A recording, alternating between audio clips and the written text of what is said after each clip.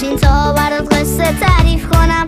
میخوام این دفعه درد و دلامو با یه عالم قصه تعریف کنم. یه وقتا من از دست تو شاکیم، یه وقتا تو هم خسته از دست من، ولی من یه بچم بابا. یک دفعه بشین و کنارم با هم حرف بزن. منم گاهی میخوام بیای پیشم و با هم ایکس باکس بازی کنی، یا مش بندازیم روزای تعطیل و یا حتی صحنه سازی کنی. مامان تو فیسبوک و تو وایبر از همه اکتیو تری، بگو پس چرا توی خونه انقدر بی حال تری؟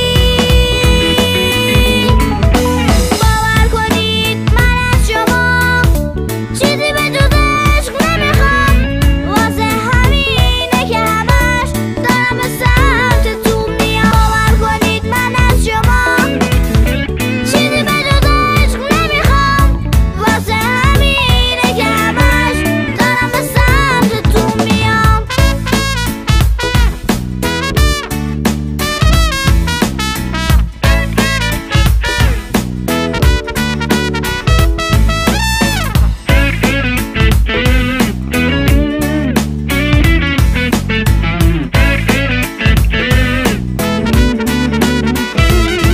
میدونم که سخته بفهمیم همون، میدونم که دنیامون فرق داره، ولی گاهی میشه همو درک کنیم با اینکه رویامون فرق داره. شبایی که من خوابم و سردمه، پتونون میندازی سردم نشه، یا وقتی که برف و بارونه واسم شال میبافی که سردم نشه.